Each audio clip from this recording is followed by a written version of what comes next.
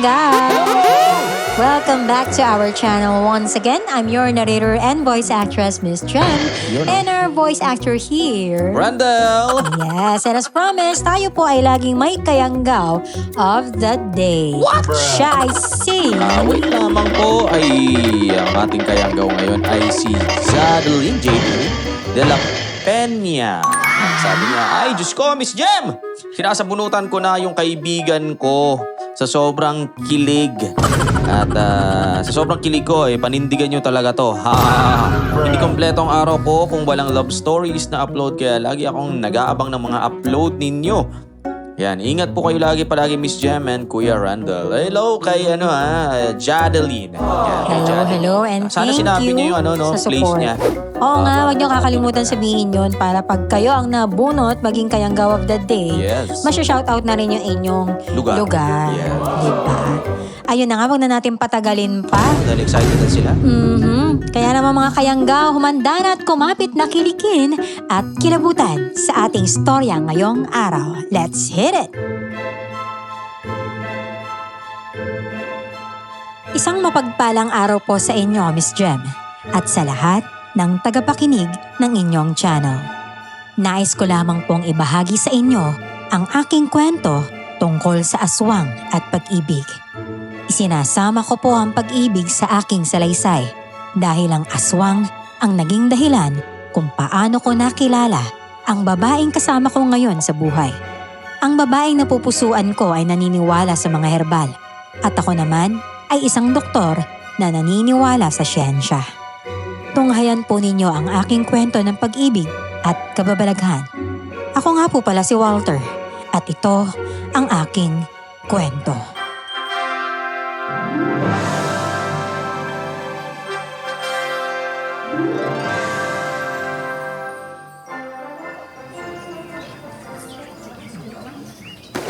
Maligayang pagdating sa baryo ng Kasina, Dr. Walter. Ay, Walter na lang po, tawag niyo po sa akin. Nasaan na po yung ibang mga pasyente? Nandun po sila sa health center. Totoo niyan. Meron po kasi silang pambihirang sakit na kahit sa iba't ibang albularyo na ang tumingin, wala pa rin lunas. Alam niyo po, mas mabuti sana kung sa susunod, sa ospital na po dumiretso. Ang mga albularyo, kung ano man po ang tawag sa kanila, madalas umaasa lang po sa hula pagdating sa mga sakit. Hindi ko naman po sinasabi dahil sa isa akong doktor, kundi dahil wala po silang sapat na kaalaman sa tamang panggagamot sa mga may sakit. Kaya nga po nakiusap kami sa bayan na kung maaari ay magpadala sila ng doktor dito. Ay na nga po pala yung mga taga-baryo. Marami silang sasalubong sa inyo, kayong natutuwa sila sa pagdating mo. Wala pong problema.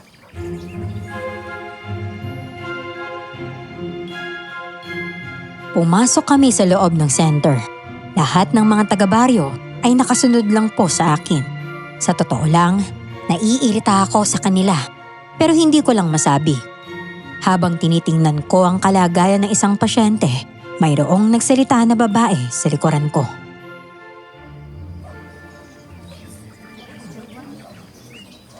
Ako doke, marami po nagkakasakit sa baryo.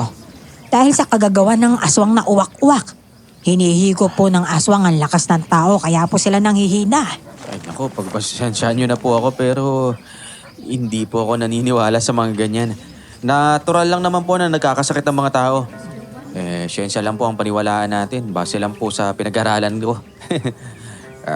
Alam po namin yan, Dok, pero may mga albularyang nagsasabi sa amin na gawa ng aswang itong mga nangyayaring ito.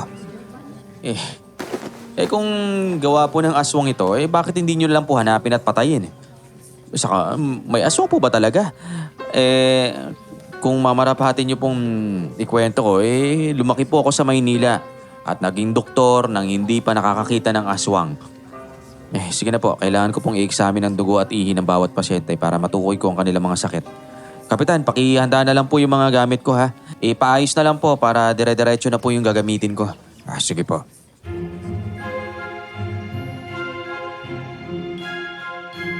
Maya-maya, may dalagang lumapit sa akin na may dalang basket na gawa sa kawayan. Alam kong naglalako siya, pero langis at mga dahon ng halaman ang nakita kong dala niya.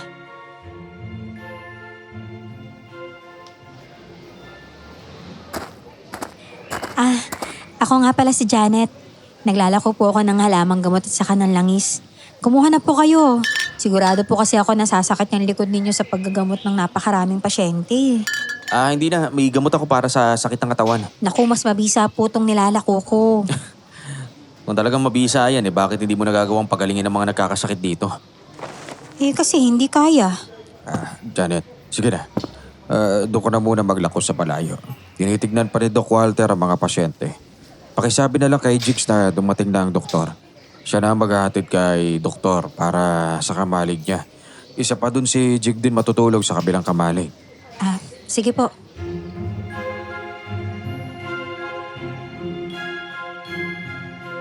Nag-aral ako bilang doktor at mas naniniwala ako sa siyensya, hindi sa pamahiin. Hindi rin ako naniniwala sa mga manggagamot o albularyo. Siguro po, hindi lang ako na-expose sa mga ganong tao dahil laking Maynila ako. Ngunit hindi ko ipinagkakaila na mula sa baryo ng Asinan ang lolo kong manunugis na hindi ko na naabutang buhay.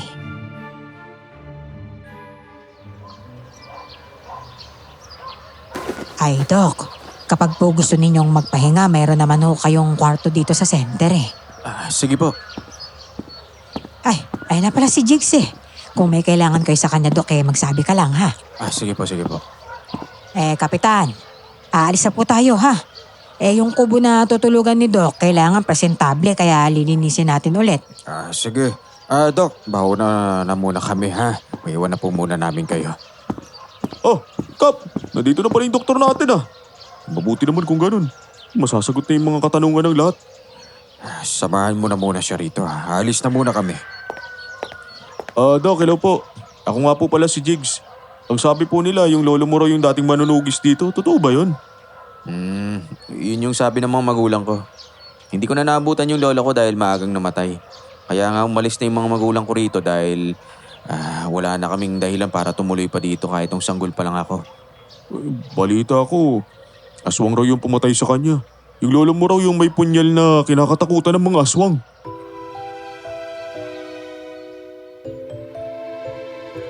Napatigil ako sa paggamot sa pasyente nang marinig ko ang sinabi niya.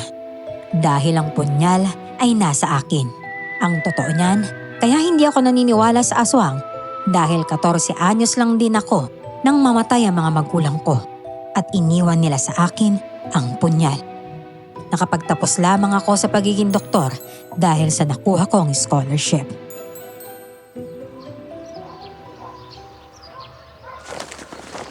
Nasa inyo po ba yung punyal na yun? Baka kasi yun pa yung makapatay sa aswang na uwak-uwak. Wala na. Saka wala naman akong dahilan para itago ko yun dahil hindi naman ako naniniwala sa aswang. Doon sa Maynila, hindi ka nakakakita. Pero dito sigurado ako magugulat ka. Pero huwag kang mag-alala, Doc. Hindi kita pababayaan. Sige, iabot mo na nga sa akin yung syringe. Kailangan ko mag-injection ng antibiotic para hindi kakalat yung mga bakterya sa katawan nila. Ano yung syringe? Yung nandun sa gilid, yung karayom.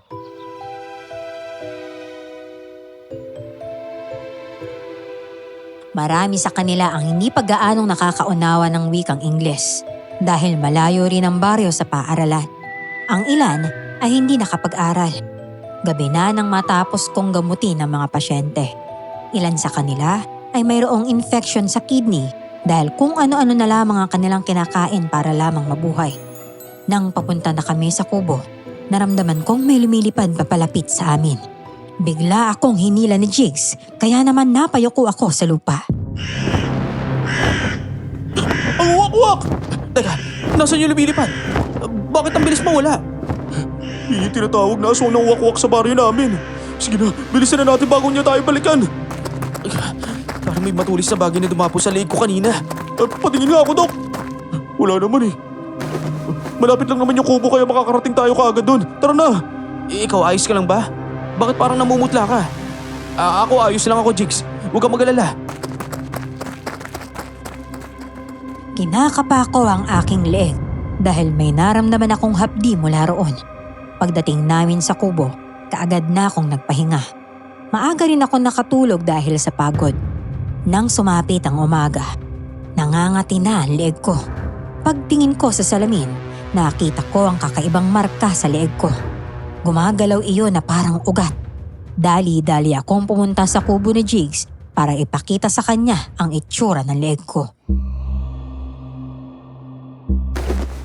Naku, ano yan? Bakit ka nagkakaroon ng ganyan? Kagabi pa to eh. Sabi ko nga sa'yo, di ba naramdaman kong parang may tumusok sa leeg ko. Tapos pagkagising ko, ganito rin nangyari sa akin. Naku, ang mabuti pa bumili ka ng halamang gamot kay Janet.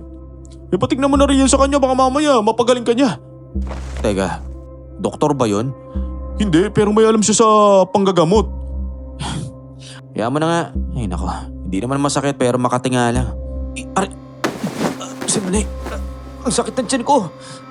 Oh, Dok, ayos lang po ba kayo? Hindi, sandali, iinuman ko na muna to ng gamot. Sobrang sakit ng tiyan ko. Naku, baka naninibago kayo sa lugar namin, Dok ha. Kung sana naniniwala lang kayo sa aswang. Ang problema, hindi. Baka mamaya gawa ng aswang yan. Nagmadali akong bumalik sa kubo at hinalughog ang bag kong may mga gamot. Bigla akong nanghina kaya uminom na rin ako ng vitamins. Hindi ko na malayang nakatulog na pala ako dahil sa sobrang sama ng pakiramdam ko. Nagising na lang ako dahil sa pagyugyog ni Jigs sa balikat ko.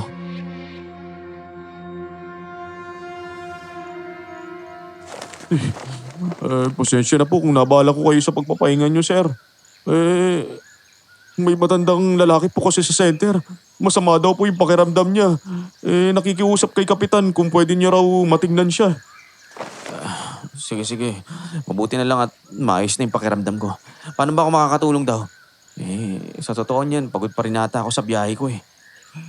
Ganun po talaga. Tapos, isipin nyo, galing pa kayong Maynila. Isang araw ang biyahe papunta dito sa baryo. Malayo nga naman talaga. Tara na nga, ikaw na nga muna magdala nitong bag ko kung may mga gamit dyan. Ipapamigay natin yun sa mga taga-baryo na may sakit. Sige po, boss.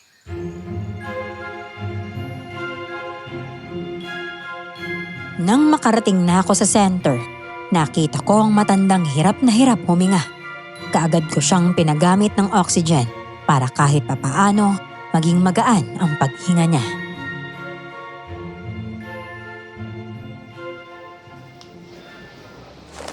Ay, Mang Ding, ayos lang ho ba kayo? Kamusta na ho ang pakiramdam ninyo? Medyo pasakit pa ang dibdib ko. Ay, nako. Kailangan nyo pong mag-inhaler ng gamot. Meron po kayong hika. Matagal na akong mahika pero ngayon na lang ulit bumalik. Mabuti naman no't nakarating kayo rito sa center. Sinikap ko talagang makarating dito. Dahil ayaw kong mamatay doon sa kamalig ko sa paanan ng bundok. Ibig sabihin, malayo po palang pinanggalingan ninyo? Oo. Sandali. Bakit may ganyang kasalig? May marka yan ng isang aswa. Ha? Nasaan? Ako, Dok. Ay, paano ho kayo nagkaroon ng ganyang marka sa liig? Hindi ko rin po alam kung paano ko po nakuha yan eh. Ay, nako. Susunod ka sa kanila. Hindi ka naligtas. Gayo may marka ka na.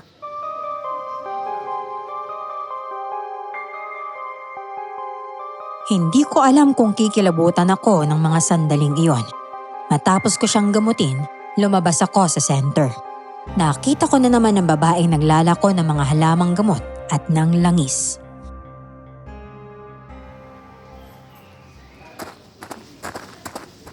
Hi, Doc! Pwede pong huwag ka sumigaw. Ay, ayaw niya pala ng malakas ang boses. Pasensya na. Ay, teka. Ako, Doc. Bakit kayo may ganyang marka sa liig? Huwag mo nga tinatanong sa akin yan. Malay ko bang naglalagay pala ng marka yung sinasabi niyong aswang dito? Hindi ho yan ordinaryong marka ha. Dahil sa marka na yan, maaari kang mapahamak. Gagamutin kong sarili ko. Para saan ba't naging doktor ako kung hindi ko kayang gamutin ang sarili ko mismo, no? Alam nyo, hindi lahat ng sakit nagagamot ng doktor. Tingnan nyo nga itong nangyayari sa baryo. Hindi lang kayo ang dumating na doktor. Pero sumusuko na silang lahat dahil nga sa napipilitang umalis. Kung naniniwala pala kayo sa aswang, lalo na siya may gawa nito, bakit hindi kayo maghanap ng ibang magpapagaling sa mga nagkakasakit dito? Ay nako, alam mo tama sila eh. Wala ka talagang kaalam-alam. Di ba sabi nila manunugis daw yung lolo mo? Bakit hindi man lang sinabi ng nanay at tatay mo sa'yo na totoong may aswang? Para saan at naging manunugis yung lolo mo kung wala kang kaalam-alam sa aswang? Ay naku, ginagaya mo lang ako eh. May wisit na yan, may iwan na nga kita dyan. Ay nako, makasungit. Teka Dok, Ako nang gagamot ng sugat mo. Oh, may langis ako dito sa kahalamang gamot. Ikaw makakagamot dyan sa marka sa Hindi liig na mo. kailangan. Ay, nako. Plado talaga nito. Alam mo, buti na lang talaga gwapo ka ha. Kasi kung hindi talaga babatukan talaga kita dyan. Bakit ba? Lapit ka ng lapit sa akin. Wala lang. Gusto lang kitang asarin. Pakasungit mo kasi. Tulad mo kasing lalaki, mabilis maasar, di ba? Kita mo ngayon, asar na asar ka na. Sige na, masyado ka maingay. Buisit talaga. Hoy, kulit ito. Kapag hindi ka nagpalagay ng langis at ng halamang gamot, mapapahama ka talaga. Kahit doktor ka, mamamatay ka ng walang kalaban-laban, no?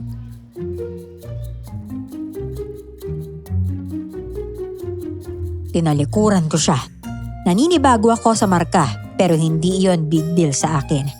Ginamot ko ng antibiotic ang marka sa liig ko na may gumagalaw na ugat. Natuyo ang lumalabas na nana doon.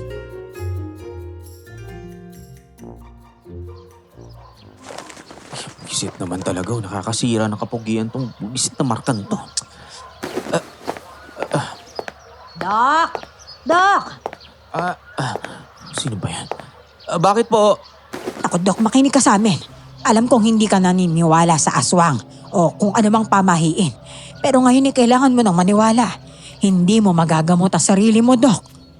Aling nimpa naman, oh. Ito nga, sinusubukan ko. Maraming gamot dyan na kaya magpagaling sa mga ganitong marka. Lalo na yung may nana sa loob. Oo nga. Pero hindi lahat nadadala ng gamot.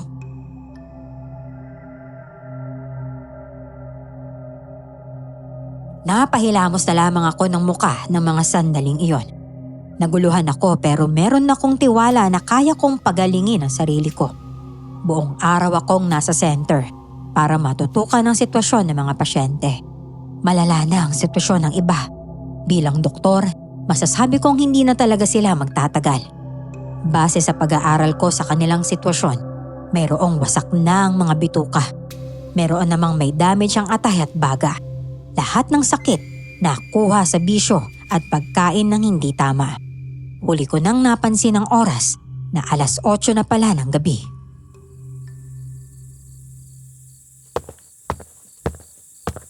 Jigs, bantayan mo muna yung pasyente dun sa may dulo ha. Mukhang malala na yung kalagayan niya eh. Kapag naubos yung oxygen, sabihin mo kagad sa akin. O sige, Dok. May sakit siya sa baga kaya may hirapan siyang huminga. Dok, ikaw, kamusta naman yung marka mo?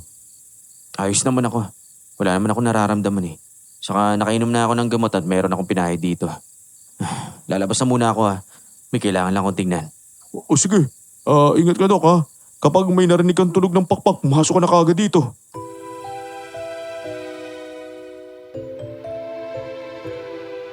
Tumango naman ako sa kanya at nagmamadaling lumabas sa center. Bigla akong naramdaman na may gumagapang sa leeg ko. Parang bumubuka ang marka, kaya nagubad ako ng damit. Nagulat ako nang may sumigaw na babae at mabibilis na yabag papalapit sa kinaroroonan ko. Ang babaeng tendera pala iyon. Ako, hala ka, lumalala na yung marka mo, Dok. Talaga bang ayaw mong bigyan kita ng proteksyon at langis, ha? Nakakagulat talaga to. Ano ba yan? Kahit gabi naglalako ka pa? Oo, kasi hindi naman ako taga rito, no? Galing kasi ako sa kabilang bayan, saka dito ako naghahanap buhay. Meron lang akong tinutulungan kamag-anak dito, kaya nandito Ay ako. nako, ikaw pwede bang huwag ka masyadong mabunganga? At saka pwede ba huwag mo sabihin sa kanila na nakita mong ganito yung itsura ng marka ko? Sasabihin ko sa kanila, no? Pumayag ka na kasing gamutin kita. Ayoko Sige na, nga Dok. Mas mabisa pa rin yung mga gamot na pinag-aralan ko kaysa sa mga ganyan. Ay, nako. Hoy, huwag mo minamaliit tong mga gamot na tinitinda ko, ha? Para lang malaman mo, okay? Sa mga gubat ko pa kinukuha yung mga halamang gamot na to at ginagawa kong langis. Ay nako, ewan ko sa'yo, hindi naman tayo close pero lapit ka ng lapit. Dok, yung lalaking pasyente may masamang nangyayari sa kanya. Sige, papasok na ako. Teka, sama naman ako sa loob. Gusto ko lang makita yung pasyente. Dito ka lang. Sige na kasi. Umayag ka na, Dok. Hindi naman kita tatantanan kahit anong mangyari eh. Susunod at susunod pa rin ako sa'yo, no? Bigla siyang kumapit sa bisig ko. Kaya wala na akong nagawa kundi hayaan siyang sumama sa loob ng center.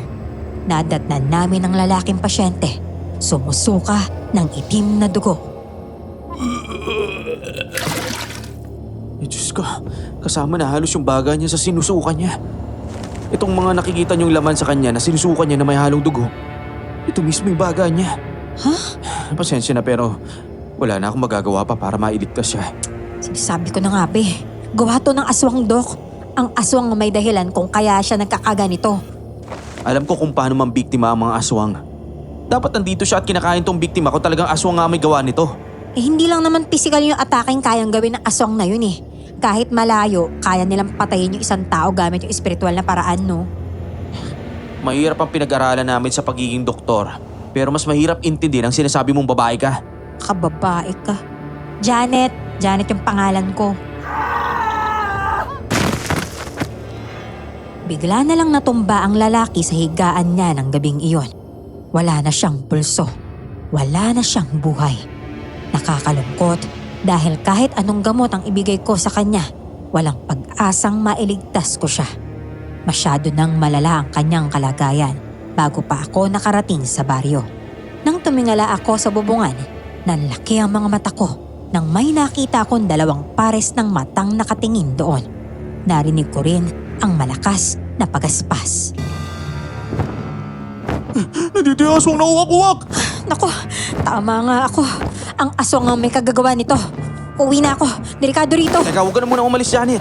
Baka mamay mapahama ka dyan sa labas eh. Alam ko yung gagawin ko. Janet, pag-iingat ka kung gusto mo talagang umalis ha. Tiks talaga ng ulo ng babaeng to eh. Hindi ako papayag na aalis ka hanggat may tunog ng pakpak dyan sa labas. Paano kung mapahama ka? Teka, akala ko ba hindi ka naniniwalang may aswang ha? Buti naman pala kahit papano nagkaroon ka na rin ng takot. Hindi ako natatakot sa aswang. Nag-aalala ako para sa'yo, babae ka pa naman.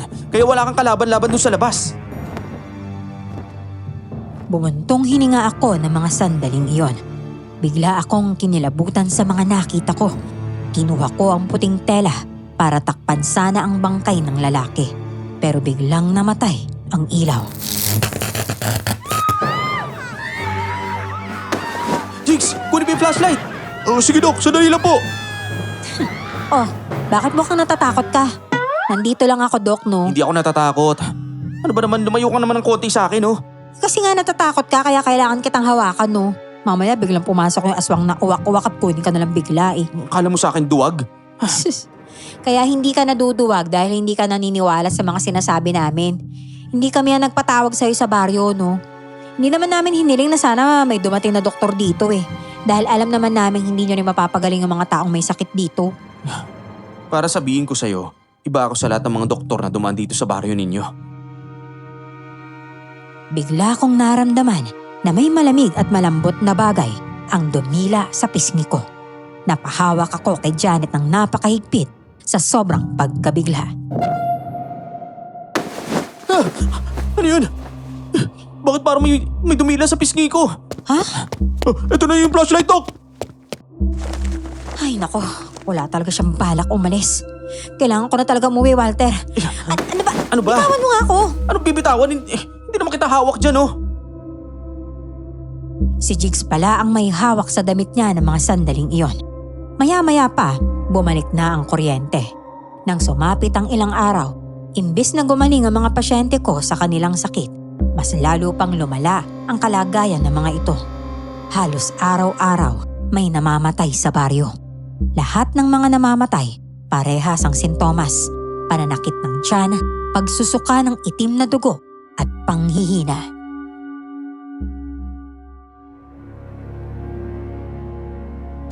Mukhang wala na talagang doktor na kayang magpagaling sa sakit ng mga tao dito sa baryo. Kapitan, pang ilang doktor na tong si Walter pero kagaya ng mga nauna, hindi nila kayang gamutin ang mga taong may sakit dito sa baryo. Pasensya na kayo pero ginagawa ko naman ang lahat na makakaya ko. Pero hindi talaga tumatalab ang kahit anong gamot sa kanila. Kasi nga, Dok, naniniwala akong may sumpa nga talaga sa baryo natin. Tama nga atang sinasabi ni Janet eh. Si Janet? Oo, si Janet. Marami siyang alam pagdating sa panggagamot. Yung iba nga rito, sa totoo lang, palihim naming pinapainom ng langis na tinitinda niya eh. Pero yung iba natatakot. May mga nagsasabi kasing mas lalo nagkakasakit yung mga taong nakainom ng langis niya. Titignan ko yung iba mga pasyente.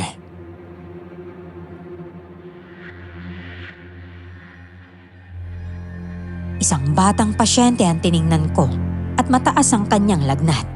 Ilang gamot na ang kanyang nainom pero hindi pa rin talaga siya gumagaling. May lumalabas na ring dugo sa ilong ng bata at kahit doktor ako, hindi ko na matukoy kung ano ba talaga ang pinagmulan ng kanyang sakit.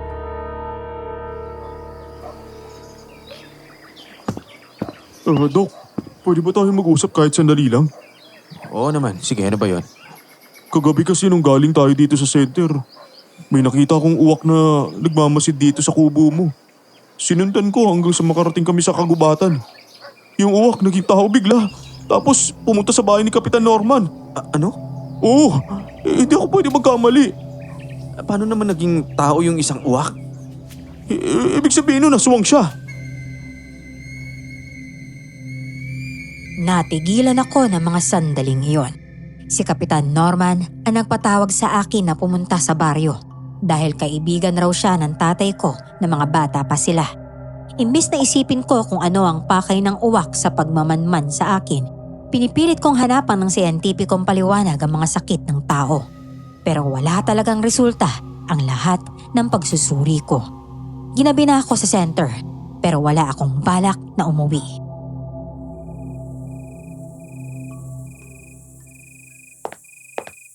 Oh, mukhang pagod ka na.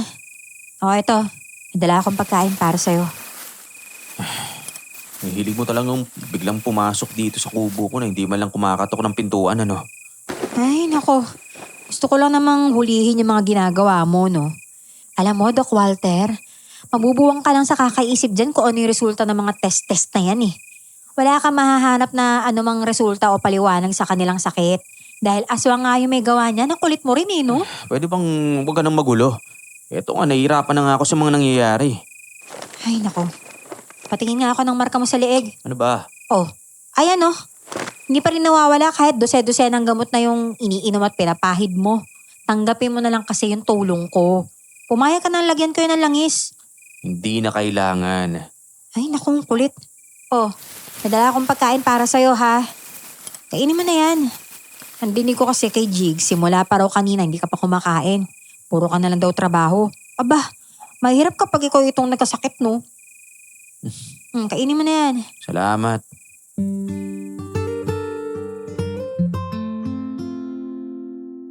Binuksan ko ang maliit na bag na dala niya. Nalanghap ko kaagad ang mabangong kalderetang baboy. Biglang kumulo ang sikmura ko. Doon lang ako nakaramdam ng gutom. Napatingin ako kay Janet na abala sa pagbilang ng langis na nilalako niya.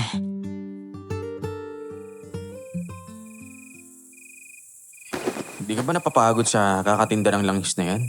Parang wala namang bumibili. Hoy, merong bumibili no? Konti nga lang. Paano ba naman kasi? May nagpapakalat ng balita na yung langis kong tinitinda peke daw. Salbahe. Bakit hindi ka na lang kasi sumuko? Ay, ayoko sumuko no. Dahil gusto ko silang tulungan. Darating ang araw na matatapos din yung paghahasik ng lagim ng lintik na aswang na uwak-uwak na yan. Maingatan talaga yun eh. Matalino, kaya hindi nahuhuli. Okay, sige. Ganito, pag-usapan natin yung tungkol sa aswang. Aray! Oh, bakit? Sandali, sumasakit yung marka ko sa leeg. Ay na nga ba sinasabi ko eh. Akin na nga yan, ang matingnan ko. Ano ba na ba? Oh, hala. Kumakalat na talaga yung lason sa katawan mo, Walter. Alam mo kapag hindi mo pa tinanggap tong tulong ko, may masama talaga mangyayari sa'yo eh. Kaya pwede ba makinig ka naman kasi? Imposible namang hindi ka pinagsabihan ng mga magulang mo na meron talagang aswang sa mundo. Huwag na, ano ba? Hanggat kaya kong gamutin ang sarili ko, hindi mo na ako hihingi ng tulong sa'yo. Hayaan mo, baka sa susunod na araw, ako na mismong kakausap sa'yo para gamutin mo ako. Ay, nako.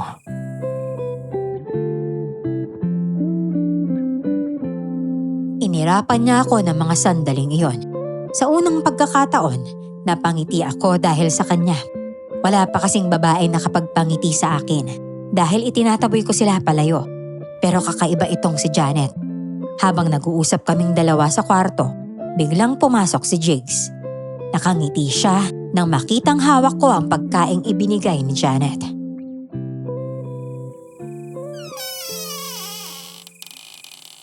Mabuti naman at tinanggap niya yung pagkain na dala ni Janet to. Nga pala, may isang pasyente tayo na namatay. Ano? Ha? Teka, Janet, mamaya ko nakakain itong mga pagkain na dala mo Sige, sasama na lang din ako doon. Kagaya ng iba. Dok, sumuka rin siya ng itim na dugo. Naku, Ano? ay naku. Nasa paligid lang talaga ng center yung aswang na yun eh. Jigs, ikaw nang bahala kay Doc ha. Aalis na muna ako. Teka, kung nasa paligid ng aswang, hindi ka dapat umalis. Ano ka ba? Kaya ko yung sarili ko. Tumakbo siya ng mabilis palabas ng center. Sa bubungan, narinig namin ang malakas na kaluskos. Nang lapitan ko ang isang pasyente, patay na rin siya. Tinakpan ko ng puting kumot at niyaya ko na si Jigs na lumabas. Paglabas namin, nakita ko si Janet, nakaupo sa lupa at hingal na hingal. Pinagpapawisan siya na para bang galing sa labanan. Napansin ko ang dugo sa braso ni Janet. Bakit may sugat si Janet?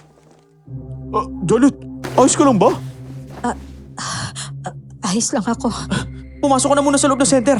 Kailangan kitang gamutin. Bilisan mo. Hindi na kailangan. Hindi ko kailangan ng tulong ng doktor na kailangan din ng tulong, no? Kaya kong gamutin yung sarili ko.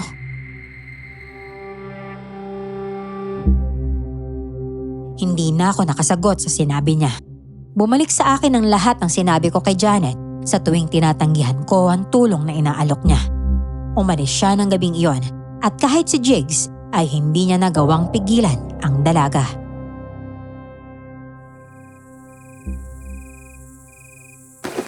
Dok, hindi ba tayo aalis? May mga kamag-anak naman ng mga pasyente dito na magbabantay sa kanila eh. Bukas na umaga na lang tayo magpahinga. Tatapusin ko na lang muna siguro yung mga ginagawa ko. Ikaw, kung inaantok ka na, pwede ka nang matulog dyan. Dun sa kwarto kung saan ako nag-experiment. Di pa naman ako inaantok, Dok. Iniisip lang kita, baka mamaya pagod ka na eh.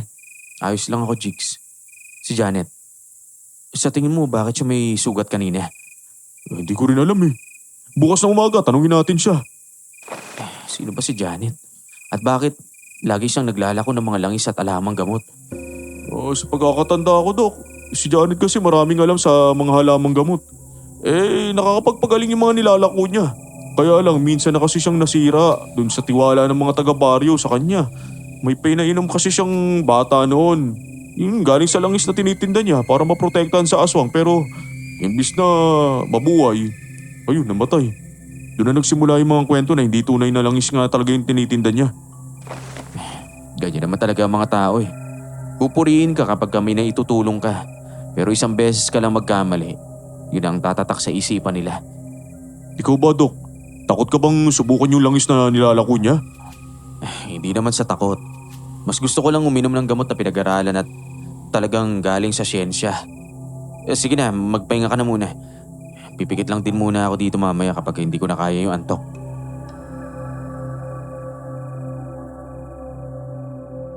Tumango si Jigs at tumalis na sa harapan ko. Binalikan ko ang pagkain na dala ni Janet. Inubos ko yon dahil sa tindi ng gutom na nararamdaman ko. Napapaisip din ako na tanggapin ang alok niyang tulong pero bababa naman ang tingin ko sa sarili ko. Nang sumapit ang umaga, nagising ako sa tapik sa aking balikat. Pagdilat ko, si Janet na naman ang nakita ko.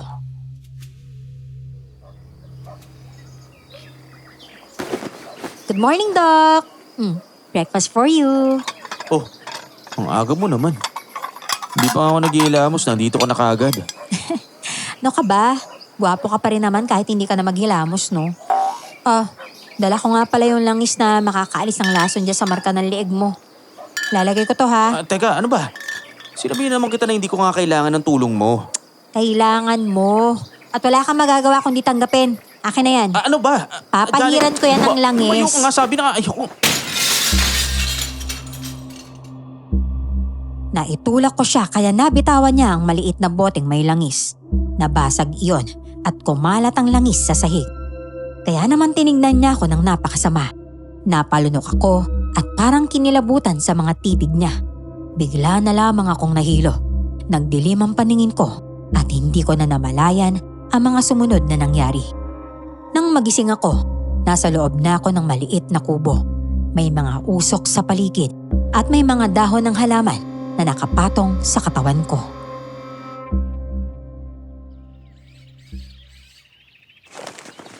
Anak na, ano ba naman to? Bakit may mga ganito sa katawan ko? Ano ba naman? Ang baho naman ng mga dahon na to. Oh, Doc, gising ka na pala. Kumusta ng pakiramdam mo? Hoy, paano mo ako dinala dito? Ay nako, pinalutang kita sa ere gamit ang mahika. Ano? Ay nako, syempre si Jigs nagbuhat sa'yo no, para madala ka dito sa bahay. Alam mo bang sobra ako nag-alala sa'yo kanina? Biglang nawala yung inis ko sa'yo nung nahimatay ka eh. Babangon na ako. Babalik na ako sa center. Ay, ungrateful yarn. Hindi ka man lang ba magpapasalamat sa nagawa ko para sa'yo? Hello, iniligtas kita gamit yung gamot ko, no? Dinasalan, tapos pinausukan, para lang gumaling ka. Tapos aalis ka na lang bigla na wala man lang sasabihin. Oo na. Aba, di makatarungan. Oo, yun, hindi ah. salamat. Ay, ayos. Labas sa ilong yung pasasalamat. Di bale, ang mahalaga nalagyan ko na ng langis yung marka mo sa leeg. Ano? Hindi mo na mararamdaman yung pagkalat ng lason sa katawan mo. Basta mag-ingat ka sa susunod, Walter, ha? Ihatid mo na lang ako dun sa center. Ikaw ang nagdala sa akin dito kaya kailangan ikaw ang magbalik sa akin dun. Sige, Dong. Anong dong? Eh, lalaki ka, di ba? Kaya Dodong. Tara na, babalik na kita dun.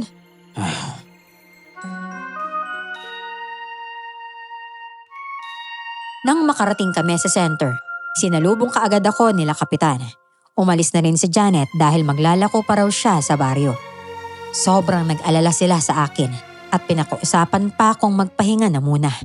Napansin ko ang matandang babaeng nakatingin sa akin. Noon ko lang siya nakita sa center. Para bang sinusuri niya ako mula ulo hanggang paa.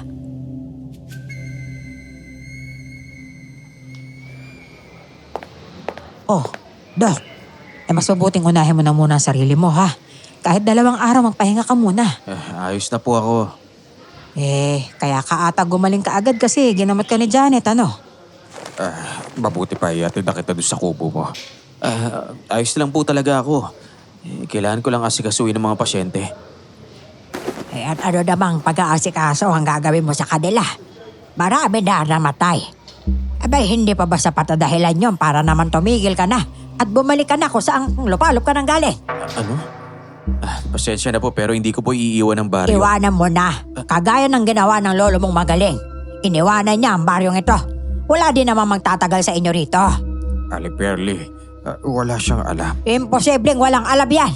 Meron, pero ayaw niya lang Tama talaga. na. Dok, sige na, magpahinga ka na muna. Umalis na muna kayong lahat. Lalo ka na, Aling Perli. Sige na. Ay nako. Kapitan, sino po yun? Si Aling Perli. Isa siyang matatang erbetanya dito sa baryo. Huwag mo nang alamin ng dahilan ka. Hindi ka naman naniniwala sa mga ganon, di ba?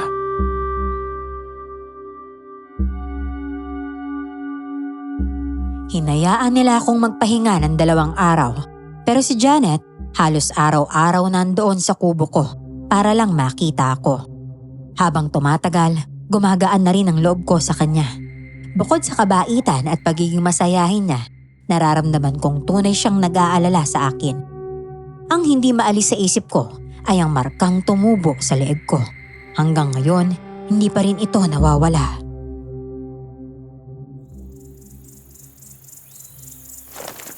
Ay, ganito na lang Walter ha. Bakit hindi tayo sabay na mag-imbestiga sa baryo? Papakita ko lang sa'yo at papatunayan na aswang nga talaga yung may kagagawa ng mga krimen dito. Ayoko nga. Mapapahama ka lang, no? Ako? Mapapahamak? Baka naman natatakot ka lang kaya ayaw mong sumama. Hayaan mo, merong tutulong para mawala yung marka sa leeg mo. Ha? Anong sinasabi mong tutulong? Ang sabi mo sa akin kapag nilagyan mo ng langis yung marka ko sa leeg, basta na lang mawawala. Oh, tingnan mo yung nangyari. Kung tutuusin parang mas lumala pa nga ata imbis na mawala eh. Kumalat yung itim na ugat sa leeg ko papunta sa balikat. Ay nako, alam mo mawala man yan o hindi, tandaan mo yung pakay mo dito sa baryo. Ang pakay mo magligtas ng buhay. Hindi ka pwedeng gamitin ng aswang na uwak-uwak laban sa kapwa mo tao. Oo na, sige na, payag na akong sumama sa'yo mamaya. Mamayang gabi dun sa pagmamanman.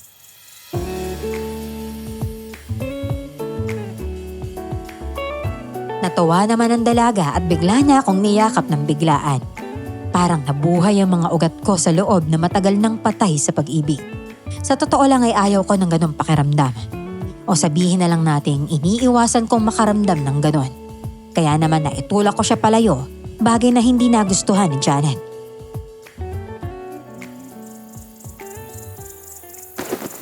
Aray, sakit na na. Katulak naman to para akong mabaho. Hindi naman sa ganun. Pwede ka namang matuwa kasi na hindi mo ako niyayakap. Bakit pa? Sige na, dumaan ka na lang dito mamayang gabi. Arte. Siya, sige na. Maglalako na muna ako ng mga langis ko. Baka sakaling may bumili at may buhay ako mailigtas. Ay, nako. Alam nyo kasi, hindi naman lahat ng sakit alam nyo mga doktor, no? Sa totoo lang, nagmumukha pa nga kayong ewan sa pag-aaral ng mga sakit na hindi naman talaga kayang solusyonan ng siyensyang pinagkakatiwalaan mo. Nako. Oo na, sige na, ang dami mong sinasabi. Pero, inis ako sa mga taong maiingay pero kapag ikaw nagsasalita, maayos naman sa tenga ko. Yung boses mo talaga malambing na medyo matinis. Medyo kakaiba, no? Uy, tumawa na siya. Ano? Ano matawa? Totoo naman ah. Ano, imagination yung nakikita ko na tumawa ka? Ay nako, sige na, umalis ka na. Alis na talaga ako. Masyado mo na akong inaabala eh. Tabu.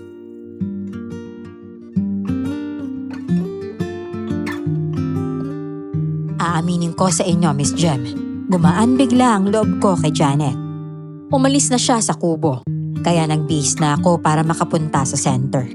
Sinigurado kong matatago sa loob ng damit ko ang markang bigla na lang tumubo sa bandang leeg ko. Habang naglalakad ako sa gitna ng kalsada, nakasalubong ko ang matandang si Mang Ding.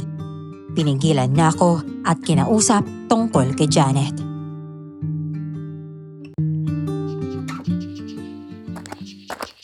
Napapansin kong madalas nang lumalapit sa'yo si Janet. Gusto lang sana kitang balaan na hindi ligtas makipagkaibigan sa babaeng yun. Simula nang dumating ang babae yan dito nagkanda leche-leche na ang buhay naming lahat. Bakit naman po? Sabi ng iba, isa sa dinala niyang malas na palagi niyang pitpit ay yung mga langis na nilalako niya. Marami ang nagsasabi na katas yun ng mga taong namatay kaya mayroong hindi kaaya-ayang amoy. Sa totoo po niyan, alam ko po na hindi maganda ang amoy ng nilalako niyang langis. Sinasabi ko lang ito sa iyo at nang makapag-ingat ka sa kanya. Kainaan ng kalalakihan ang babae kagaya ni Janet. Maganda, malambing pero hindi ligtas. Maraming salamat po sa paalala. Sige na po, mauna na po ako sa inyo.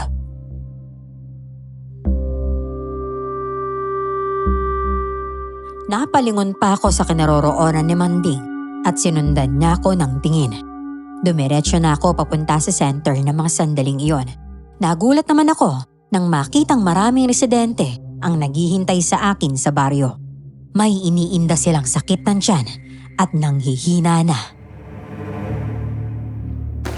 Naku Dok, ito na ang senyales na inaswang kami. Pero baka matulungan mo naman kami sa pamamagitan ng gamot to. Bigyan niyo naman po kami para hindi kami mamatay. Oo, sige, sandali lang po. Sige na po, pumasok lang po muna kayong lahat sa center. Maupo na muna kayo dyan. Kakasya po tayong lahat. Halos lahat kami dito hirap nang maglakad dahil nga sa pananakit ng tiyan namin Ganun po ba? Sige, sandali. Kukunin ko lang po yung mga gamit ko sa loob. Jigs! Jigs! Oo, bakit Dok? Kunin mo yung mga gamit sa loob at tutulungan ko yung mga tao dito. Dalian mo ha. Magdala ka na rin ng tubig para makainom sila kagad. Oh, sige po. Hindi ko na alam kung ano ang gagawin ko habang pinagmamasdan at naririnig silang umiiyak sa pananakit ng kanilang tiyan. Maya-maya, biglang dumating ang matandang babaeng kilalang ermitanya sa lugar. May dala siyang galon na may lamang pulang likido. Eto. Uminom kayo ng katas na kalamang gamot na ito. Makakatulong ito para mabawasan ang pananakit ng tiyan ninyo. Ay, maraming salamat po at dumating kayo, Aling Perli.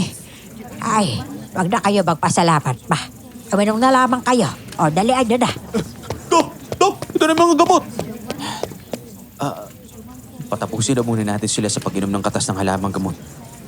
Saka natin gawin yung mga gamot na yan. Sige, bibigyan ko na lang sila isa-isa para inumin nila kagad. Sige, mabuti pa. Hindi mo magagamit ang pagiging doktor mo sa bayong ito. Kapag patuloy kang maniniwala na kaya mo silang gamutin at pagalingin sa kakayahan mo at pinag-aralan mo bilang doktor, Baka mas lalong marami ang mamatay dito. Kung alam niyo naman po lahat na wala akong kakayahan upang kontrolin at gamutin ang sakit ng mga tao sa baryong to. Kung ganun, bakit niyo pa po ako pinatawag? Maraming dahilan kung kaya ka nandito sa baryo, Walter. Malalaman mo rin kung ano magagawa mo para sa lahat. Anong magagawa ko para sa lahat? Hindi siya sumagot at ngumiti lang siya sa akin. Nagpatuloy lamang siya sa pagtulong sa mga taga-baryo. Makalipas ang kalahating oras, lahat sila gumaan na ang pakiramdam. Nakainom sila ng gamot galing sa akin. Pero alam kong hindi sila gumaling ng dahil doon, kundi dahil sa tulong ni Aling Pearly. Nakakadismaya dahil pakiramdam ko wala akong kwentang doktor simula nang lumipat ako sa baryo ng Asinan. Nang sumapit ang gabi, nagsimula na kaming magmanman ni Janet sa baryo. Hindi ko alam kung bakit ko ginagawa ang bagay na to. Ang gusto ko lang ay makasama si Janet.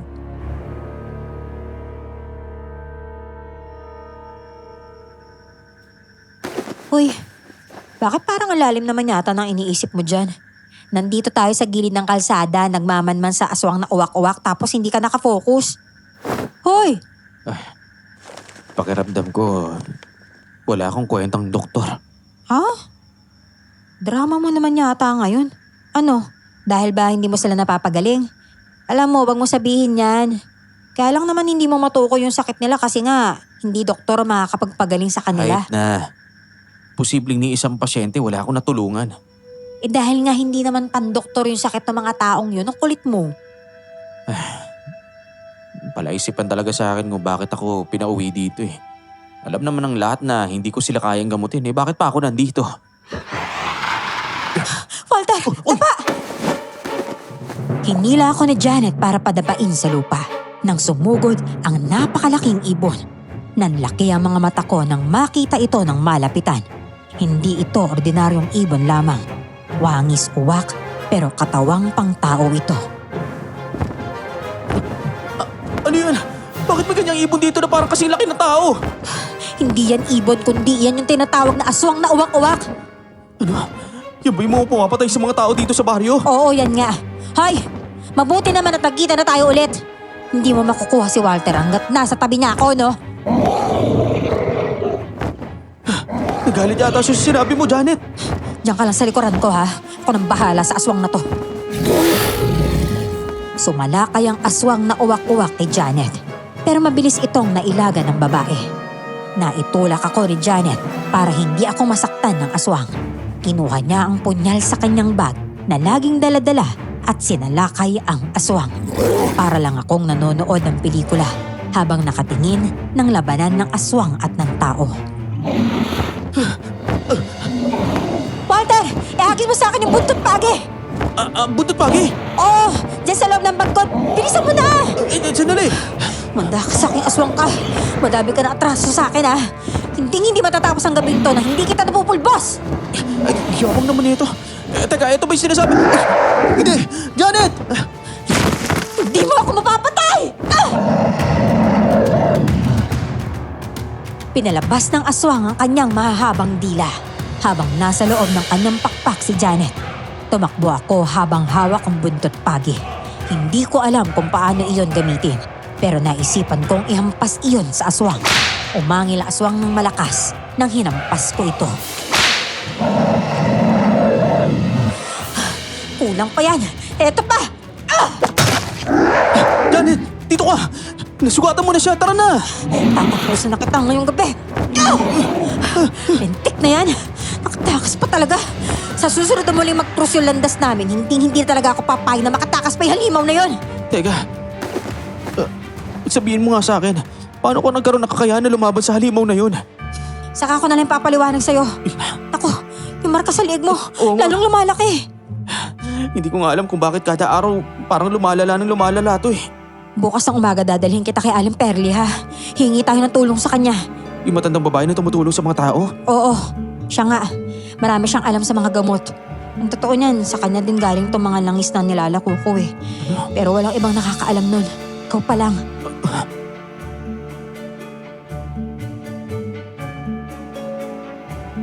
Pinaliwanag sa akin ni Janet kung paano siya natutong makipaglaban. Halos buong gabi, magkasama kaming dalawa.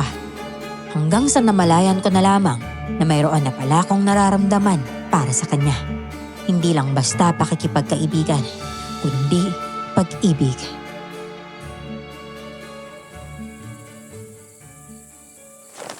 Ganito kasi yun. Bata pa lang ako, marami na akong kababalaghan na nakikita. Hindi ako albularyo o ano pero gusto kong pumatay ng mga masasamang nilalang para lang makaligtas sa mga inosente. Hindi kaya may lahi kang manunugis? Wala rin eh. Basta namulat na lang ako sa sitwasyong nagliligtas si mga magulang ko ng mga inosenteng tao laban sa aswang. Kaya ayun, yun din yung gusto kong gawin sa buhay ko. Galing mo naman. Ihati na kita sa kubo mo Bukas sa bukas susunduin kita dito Dadalhin kita kay Aling Pearly. Salamat. Salamat sa lahat, Janet.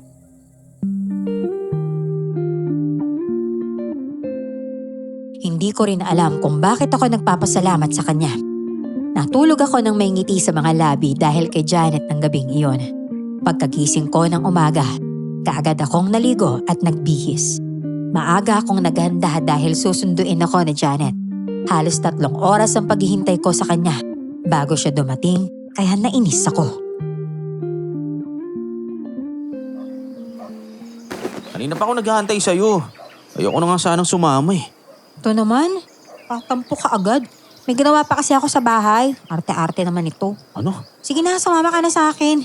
Ikaw din naman yung mapapahamak kung ayaw mo, no? Ay, nako. Si Aling Pearly lang ang makakapagpaliwanag sa'yo kung anong mangyayari kapag hindi naalis ang markang yan sa leeg mo, no? Ay, nako. Bahala na.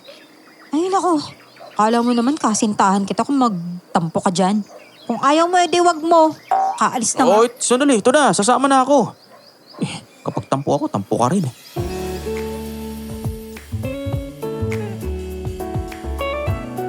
Hindi na siya sumagot at kaagad nang naglakad. Nakasunod lamang ako sa likuran niya. Medyo malayo ang bahay na kailangan naming puntahan. Nasa paanan pa raw ng bundok at puro gubat ang nasa paligid ng bahay.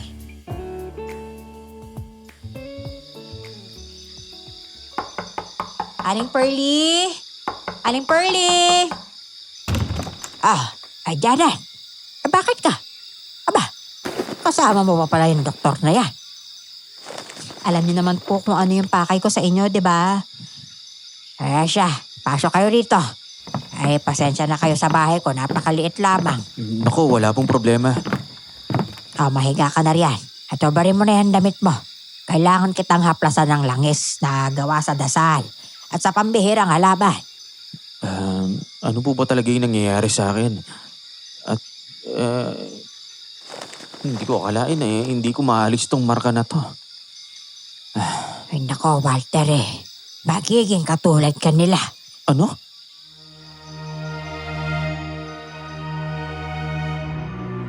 Sinimulan na niyang gumawa ng ritual habang pinapahiran ng langis ang marka ko sa leeg.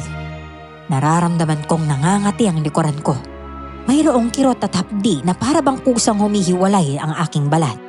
Napasigaw ako at biglang tumigil si Aling Pearly sa pagpahid ng langis.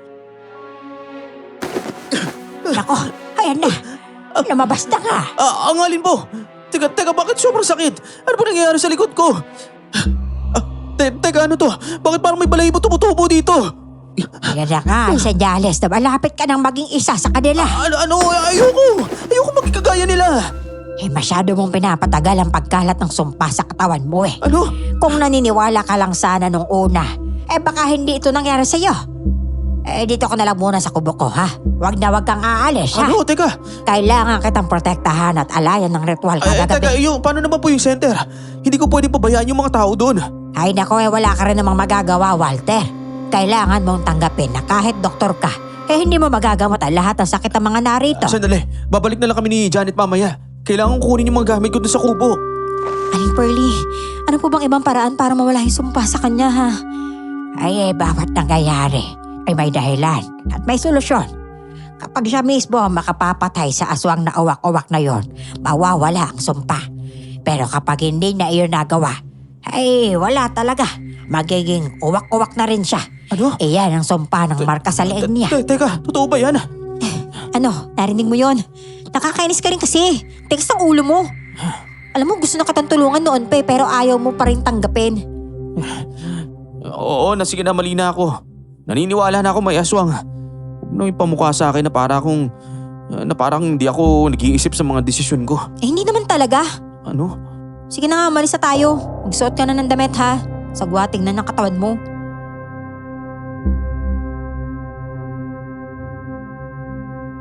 Pinulot ko ang aking damit sa sahig at kaagad nang nagbihis. Handa akong manatili sa bahay ni Aling Pearly para lang matulungan niya ako. Doon lang ako naniwalang totoo nga talaga ang aswang. Na hindi sila gawa-gawa lamang ng mga magulang ko noon, kundi talagang nag-i-exist sila sa mundo nating mga tao. At ang iniwang punyal sa akin ni nanay na galing pa sa lolo ko ay mapapakinabangan ko na nga talaga. Kinausap ko muna si Janet na dumiretso kami sa center para makausap ko si Kapitan dahil kailangan ko munang magpaalam sa kanya.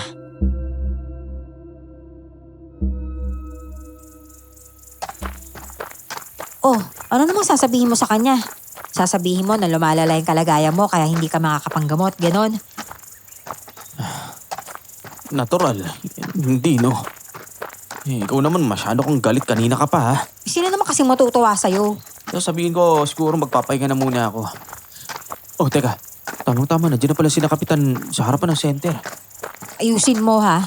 Hindi niya pwedeng malaman na may tumutubong balahibo sa likuran mo. Oo na. Mamaya patapon ka pa niyan o kaya papatay ka sa mga taga-baryo. Nag-iisip ako, bahala na nga. Ay nako. Ayun ang resulta ng pagiging praning mo. Mahirap talaga kapag sobrang talino yung isang tao eh. Visit.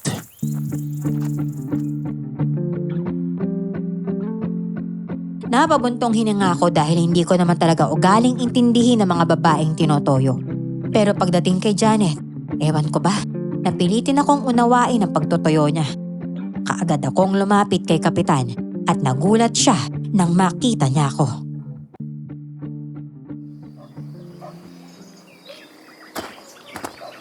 Walter, mabuti naman at dito ka. Sa gagaling. Doon po sa bahay ni Aling Pearly. Mag-usap na muna tayo dun sa hindi matao ha. Sasama ako. Hindi papayag si Walter kung hindi ako kasama. Di ba Walter? Oo, wala namang problema kung maririnig ni Janet yung pag-uusapan natin, di ba? Pero tungkol ito sa lolo mo. Tungkol sa pinanggalingan mo. Sige na po, may tiwala po ako kay Janet. Alam kong hindi niya yun ipagsasabi kahit kanino. Kung ganoon, doon tayo sa lilim na mangga. Kapitan, ano po ba sasabihin ninyo kay Walter? Ang totoo niyan, kaya kita pinatawag dito sa baryo. Dahil umaasa kung kaya mong patayin ang aswang na uwak-uwak. Ang sabi ng lolo mo noon, iniwanan kanya ng kanyang punyal na palagi niya ginagamit sa pagpatay ng aswang. Paano niyo po nalaman yung tungkol sa punyal ni Lolo? Dahil palagi niya akong kasama noon sa tuwing mangangatay siya ng aswang. Ako ang kanyang kanang kamay. Mga 10 taon din ako naroon sa tabi niya. Walter, dala mo ba yung punyal? Saka ko na muna sasagutin ang katanungan ninyo tungkol sa punyal. Kung masasagot niyo ang lahat ng katanungan ko. Bakit po ba ako merong marka ng aswang ng uwak-uwak? Dahil ang lolo mo ang umubos sa kanilang lahi. Sa hindi inaasahang pagkakataon, hindi niya pa pala ito nauubos. May naiwan pa. Si Mang Ding lang ang nakaligtas sa kanila. Ano? Teka, yung matandang lalaki na madalas nagsasabing walang bisa yung nilalako kong langis? Aba. Kaya kanya minarkahan dahil gusto niyang maging isa ka sa kanila. Nung wala na ang lolo mo, nagpaparami na sila ng lahi. Kung ganun, kailangan talaga nating mahanap yung matandang yun. Pwede natin siyang patayin habang nagaan yung tao pa siya. Sa araw natin siya aatakihin. Ang problema, wala na siya rito. Ay, At patay. hindi ko alam kung saan siya nagtatago. Pero Mang Norman, simula sa araw na to, hindi na muna ako makakalapit sa center ha. Lumalala na kasing kalagayan ko dahil sa kagagawa ng aswang na uwak-uwak na yan eh. Pero ba? Walang problema. Ako na ang bahala magpaliwanag sa mga taga-baryo. Pumunta na kami sa kubo at kinuha ko ang aking mga gamit. Una kong hinanap ang bag kung saan nakalagay ang punyal na iniwan ni Lolo. Binalot ko iyon sa puting tela. Tinanggal ko ang tela at pinakita kay Janet. Ito rin po nila tinutukoy nila. Grabe, hinahasa mo ba yan? Hindi. Nagtataka nga ako dahil matagal na akong may hawak nito pero kahit gaano katagal pang nasa akin, hindi pa rin pumupurol eh. Matalas pa rin hanggang ngayon. Naku, itago mo na yan. Dok! Dok! Teka, buksan mo yung pinto, Janet. Sige. Jigs. Buti naman nabalitaan mo nandito kami. Naku, nakakatuwa naman at malamang nagkakaintindihan na kayong dalawa. Hindi, nandito lang ako para kamustahin talaga si Doc eh. Jigs, Oh, Doc, ayos lang ako. Siguro alam mo na hindi ako makakapasok doon sa center, no? oo. Nabalitaan ko nga. Dasal ko sana na maging maayos ang kalagayan mo, Doc. Teka, bakit naman parang nangingitim yung mga mata ninyo? Ako? Naku, patingin nga ako. Naku, hindi pwede. Walter, Teka, ibig sabihin ba nito magiging aswang na ako, Janet? imbis na sagutin ako ni Janet, tinulungan niya na lang akong buhatin ng mga gamit ko. Nagkatinginan lang sila ni Jigs na para bang nagkakaunawaan silang dalawa kahit na hindi nag-uusap. Bumalik kami sa bahay ni Aling Pearly at nang makarating kami doon, biglang tumaas ang lagnat ko. Ay nako, Janet, punasan mo na nga muna ito. Kukuha lang ako ng dahon ng sambong at tanglad para malaga ko, ha? Sige po. Walter, hindi ka pwedeng sumuko, ha? Hindi ka talaga pwedeng sumuko, bata ka. Ay, wag kang magpapatalo sa sumpa ng lintik na aswak na yun, ha? Tulungan niyo na po akong gumaling. Nakikiusap po ako sa inyo. Gumawa po kayo ng para hindi ako maging aswang. Ay, wag kang mag-alala. Hindi ka naman namin pababayaan. Lalo na dito ni Janet. Janet, ikaw nang bahala sa kanya, ha? Sige po. Walter, kumalma ka lang ha. Walang mangyaring masama sa'yo. Nasisiguro mo bang walang mangyayaring masama sa akin? Oo naman. Paano naman yun? Basta. Huwag kang mag-isip ng kung ano-ano dyan ha. Baka dyan mas lalong lumala yung kalagayan mo eh. Natatakot ako, Janet. At totoo niyan, takot na takot ako.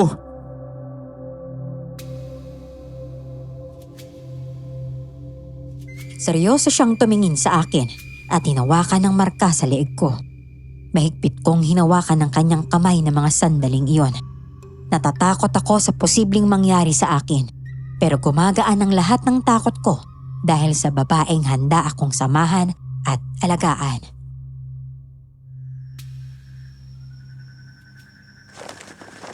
Siguro kung hindi kita nakilala, baka natataranta na ako ngayon. Salamat dahil hindi ka sumusuko ah. Kung nakinig lang sana ako sa'yo noon, baka hindi na lumala ng ganito yung kalagayan ko. Pero pabor pa rin naman dahil hindi ako sumunod kaagad. Kahit papaano, nakakasama kita ng matagal. Ay nako, ewan ko sa'yo. Alam mo, utos kasi ni Aling Pearly na hindi raw kita pwedeng lubayan. Lahat ng pangungumbinsi at pangungulit ko sa'yo, utos niya yun. Hanggang sa na-realize kong hindi nga kita pwedeng sukuan. Ayaw ko namang may masamang mangyari sa'yo, no? Isa kang doktor na walang ibang hangat kundi makatulong sa kapwa mo. Janet, kung sakaling tuluyan ako maging aswang, ikaw ang gusto kong pumatay sa akin ah. Ano? Dahil gusto kong malaman mo na mahal kita. Ha? Oo. Nakakayamang aminin pero kailangan kong masabi sa'yo ito kagad bago ko pa ako tuluyang masakop ng kadiliman. Walter, ang totoo nan. Ay, nakakayamang aminin pero gusto rin kita. Kaya nakikiusap naman ako sa'yo. Huwag ka namang sumuko. Lumaban ka ha. Hindi kita pababayaan. Hindi ka namin pababayaan ni Aling Pearly.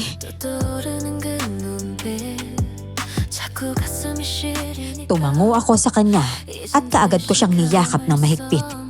Habang nagpapahinga ako, para akong malalagutan ng hininga sa init ng nararamdaman ko sa aking katawan. Pagkatapos ilaga ni Aling Pearly ang mga halamang gamot, agad niya akong pinainom nito.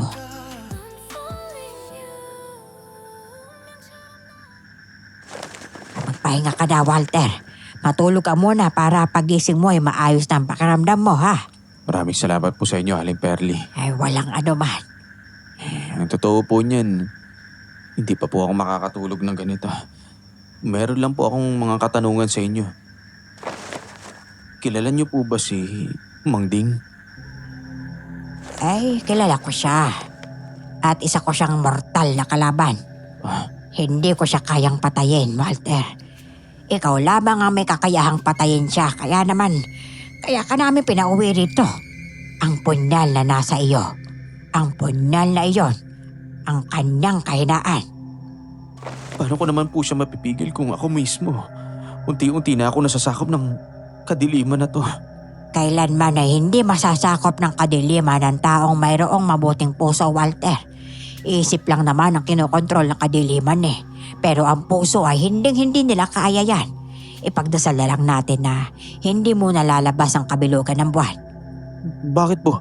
Ano pong mangyayari kung sakaling lumabas ang kabilugan ng buwan? Ay naku ibig sabihin, iyon na ang oras na maging isa ka sa kanila. Ano? Na maging halimaw ka na. Napahawak ako sa kamay ni Janet sa sobrang takot ng mga sandaling iyon. Ayaw kong maging aswang, pero hindi ko alam kung paano ako makakatakas sa sumpang ito. Ay alam niyo ba kung bakit tumarami ang mga namamatay sa baryo? Dahil mas lalong lumalakas sumpa kay Walter sa tuwing may namamatay. Paano naman po naging konektado ang pagiging may sakit ko at pagkakaroon ng sumpa sa mga namamatay dito sa baryo? Ay doon kasi siya humuhugot ng lakas. Sa tuwing may namamatay nang dahil sa kagagawan ng aswang na yon, mas lalong kumakalat ang laso ng pagkaaswang sa katawan mo, Walter. At ngayon, sapat na ang mga napatay niya para maging ganap kang aswang. Nakapagtataka nga kung paano niya nagawa, hindi ba? Dahil ang gamit niya ay espiritual na pamamaraan. Pero dahil nga ang gamit niya ay espiritual na pamamaraan, ang mga imposible nagiging posible. Sisikapin ko labanan ang sumpa niya. Sa oras na makalaya talaga ako dito, magsisisi siyang ginawa niya sa akin to. Gagamitin ko sa kanya ang lahat ng lakas na meron ako at yun ang ipangpapatay ko sa kanya. Ganyan nga, Walter. Galingan mo. Tapangan mo.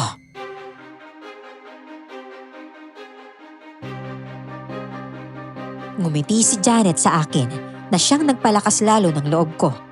Nang sumapit ang gabi, mas lalong lumala ang init ng katawan ko. Para akong nasa impyerno dahil sa sobrang init. Pinabuksan ko kay Janet ang bintana at pinto para makapasok ang preskong hangin.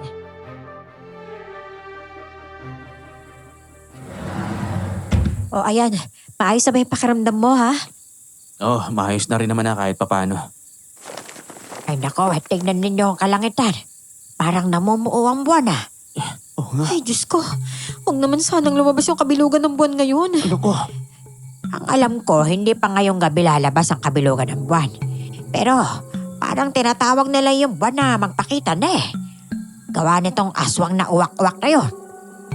Aling Pearly, lalabas po ako ah. Ay nako magdoble ingat ka. Sige po. Bit-bit ni Janet ang buntot pagi at mabilis na lumabas ng bahay. Nakarinig kami ng tunog ng uwak kaya sinara kaagad ni Aling Pearly ang bintana at pinto. Ay nako, nandiyan na sila. Umiikot sa paligid. Ang mga aswang na uwak-uwak! Ako! Aling Pearly, maraming mga uwak ang nakapila sa bubungan ng bahay mo. Ay nako, kailangan na natin talaga silang harapin. Hindi na rin tayo makakatakas sa kanila, lalo ka na, Walter. Sandali, bigla po nawala yung init ng katawan ko. Bumangon ka na rin at sumama ka na sa amin sa labas, Tara, ha? tara. Hihintayin natin ang pagdating ni Mang De.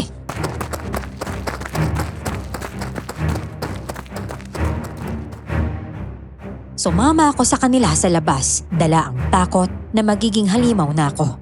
Hinawakan ni Janet ang aking kamay at ngumiti sa akin. Ngayong gabi susubukin ang tiwala at pananampalataya mo sa Diyos, Walter. Kahit anong dikta ng kasamaan sa'yo, huwag na huwag kang susunod, ha? Hanggat nandiyan ka, hindi ako tuloy magpapasakop sa kasamaan. Ay nako, ayan na, malapit na siya. Janet, bago ko nga pala makalimutan, ang punyalay na dun sa bag ko, dun sa may kulay itim, kunin mo dun. Sige, sandali lang ha. Babalik ako kaagad. Sige. Kailangan po bang ako talagang papatay sa kanya, Aling Pearly? Ay oo, ikaw ang tinamaan ng sumpa. Kaya kailangan ikaw ang tatapos. Ay malaking atraso ang pamilya mo sa kanya. Kaya siya gumagante sa ganung paraan. Paano po yun? Wala akong alam sa ginawa ng pamilya ko sa lahi nila. Pero buwisit talaga sila dahil ako pa rin yung napili niyang paggigantihan. Kasi malala ang galit niya sa lolo mong tumapo sa buhay ng kanyang kasamaan. Janet, Ito na. Ito yung punyal mo, Walter. salamat. Tumunog ng sabay-sabay ang mga uwak sa paligid. Nakakabingi ang kanilang mga tunog. Ang iba ay nagsisiliparan sa aming paligid. Kapag hindi na mapakali ang mga uwak, nariyan na ang kanilang pinuno. Nandito lang siya at nagmamanman sa paligid. Binabantayan niya ang bawat kilos natin. Pero madali mong paligid kaya hindi natin siya makikita. Aling Pearly, parang nasa likuran lang po natin yung aswang na uwak-uwak ah. Aba, bilib din ako sa pakiramdam mo, iha. Tama ka. Nandyan nga siya sa likuran natin. Teka, paano ko ba siya mapapatay gamit ang punyal na to? Basta tarakan mo siya sa dibdib at sa batok. Sige. Lumabas na ang aswang na lumulutang sa ere. Ang kanyang mahabang dila ay lumalawit sa lupa. Malalapad ang kanyang mga pakpak at may mga matutulis na kuko. Pangalawang beses nang nakita ko ang aswang, pero naroon pa rin ang takot at kilabot. Harding! Ngayon na ang panahon at gabing pinakihihintay mo. Hindi ba matagal mo nang pinapangarap na sana'y makaharap mo ang apo ng manunugis na umubo sa lahi mo? Hindi ka man napatay ng lolo ko noon. Ako na ang gagawa ngayon sa'yo noon. Teka, tingnan niyo yung aswang. Parang wala siyang balak na sumugod sa atin ah. Dahil nag-iisip pa siya ng plano niya. May mga uwak na pasalakay sa atin! Umanda kayo! Yuko!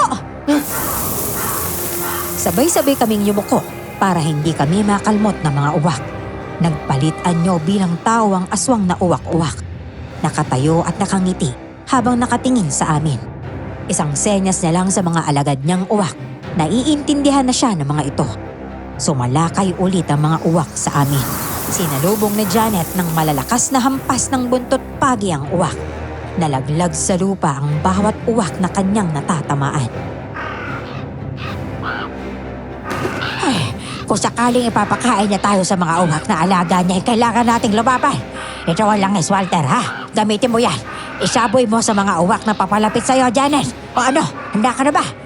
Opo, handa na po ako. Teka. Ano pong mangyayari sa mga uwak na matatamaan itong langis? Mamamatay sila. Mabuti naman. Huwag na huwag mong ilalabas ang punyal mo hanggat hindi mo pa nakakaharap ang pinunong yan. Sige po. Sumenya siya ulit sa mga uwak, kaya sumalakay na naman ang mga ito sa amin. Hampas dito, hampas doon ang ginagawa ni Janet gamit ang kanyang buntot pagi. Kami naman ni Aling Pearly ay kaliwaan ng pagsaboy ng langis sa mga uwak. Maraming mga uwak ang nalalaglag sa lupa at sa awa ng Diyos, ni isa sa amin ay walang nasaktan ang mga uwak. Ay, pambihira. Masyado pang maraming uwak ang nasa paligid. Hindi ako nakakasiguro kung magiging sapat ang langis natin para mapatay silang lahat. Teka, asin at bawang po. Magagamit natin sa kanila yung laban sa kanila. Tama naman ako, di ba? Ito ang mas mabisa at mabilis makapatay sa kanila kasi. Naku, kung ganun papatayin tayo ng mga uwak na yan. Kung mauubusan tayo ng mga pangontra. Ako na lang munang haharap sa mga uwak. Poprotektahan ko kayo. Mukhang pagod na kayo tatlo ah. Abay, sumuko na lang kayo at ibigay niyo sa akin si Walter. Alam niyo naman na siya ang kailangan ko. Hindi! Handa siyang lumaban para sa aming lahat. Poprotektahan namin siya kahit anong mangyari.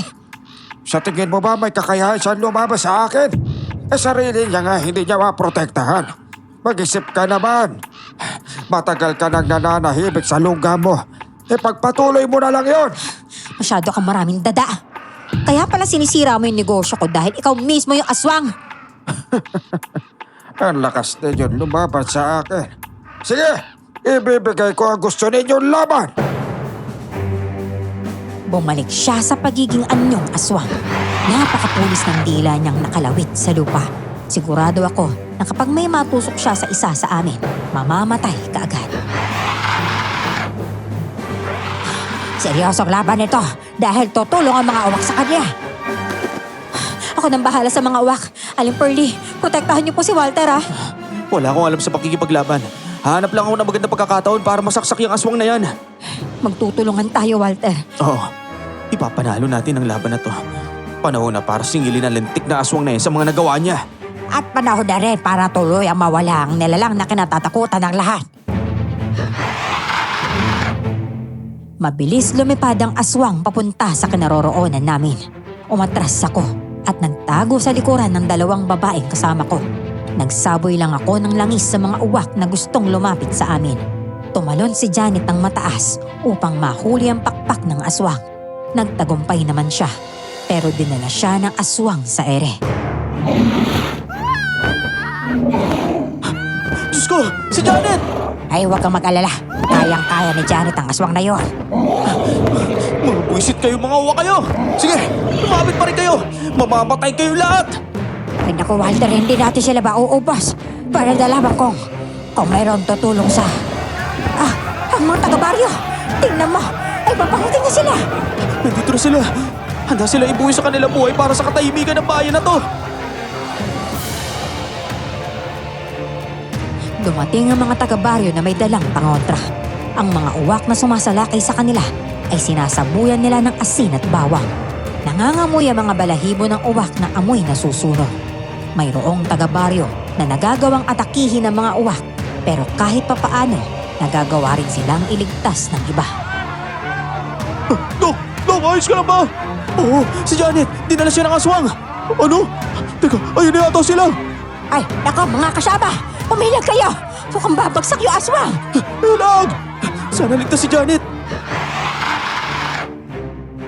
Malakas bumagsak ang aswang sa lupa at mahigpit na nakayakap si Janet sa kanyang likuran ng mga sandaling iyon. Umangi lang nilalang at ilang beses na hinampas ni Janet ng buntot pagi bago tuluyang makababa sa likuran ng halimaw. Nasugatan ko siya, pero hindi siya mapapatay gamit ang buntot pagi lang na to. Dok, ano nangyayari sa'yo? Bakit ang maging kulay tunguni yung mga mata mo? Saka, yung kumakukuha mo mahaba. Ay, nako. Yun na nga ba sinasabi ko sa iyo, Walter? Labanan mo yan. Lumaban ka. Kahit mapatay niyo ako, mayroong susunod sa aking yapak. At ikaw yun, Walter. Walter, nangako ka sa akin, di ba? Sinabi mo sa akin na hindi mo susundin yung bulong na kadiliman sa'yo. Hindi ko gusto maging ganito. Hindi ko makontrol yung sarili ko. Kung saan humahaba yung mga kuko ko, hindi ko alam kung paano mapipigilan. Ginamit ng aswang na uwak-uwak ang kanyang dila upang patayin ng ilang mga taga-baryo. Nanlabo ang aking paningin at nararamdaman kong mayroong pakpak na lumabas sa aking likuran. Napaluhod ako sa lupa at pilit kong pinaglalabanan na huwag makapanakit. Bigla akong nakaramdam ng kakaibang uwaw. Walter, yakapin mo na ang pagiging uwak-uwak. Magagamit mo ang propesyon mong bilang doktor para mas marami ka pang magawa kagaya natin. Walter, wag! Huwag mo siyang papapakinggan! Uutuin ka lang, Nedeng. Halibaw yan. Kalaban siya, Walter. Huwag na huwag kang susunod sa kanya. Nandito ka para iligtas sa buhay ng mga taga-baryo. Nandito ka para magpagaling. Para mapagaling ang lahat. Dok, matatapos ang lahat ng problema sa baryo kapag napatay mo siya. Labanan mo ang magiging aswang. Kapag mapatay mo siya, babalik ka na sa pagiging normal na tao, Walter. Sabi mo sa akin, Walter, di ba? Sabi mo, mahal mo ako. Pinangahawakan ko lahat na sinabi mo sa akin, Walter. Kahit ang pandinig ko ay lumalabo na rin. Hindi ko alam kung ano ang gagawin ko.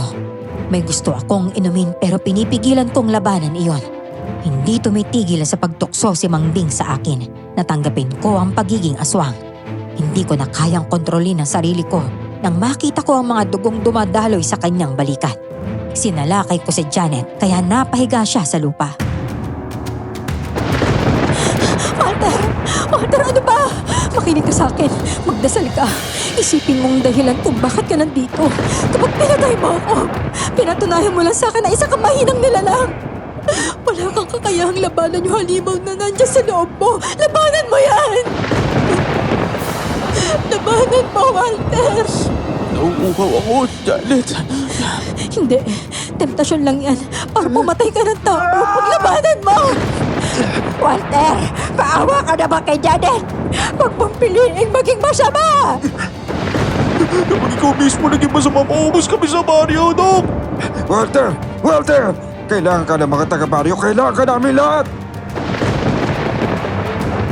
Parang mababasag ang ulo ko sa ingay ng paligid.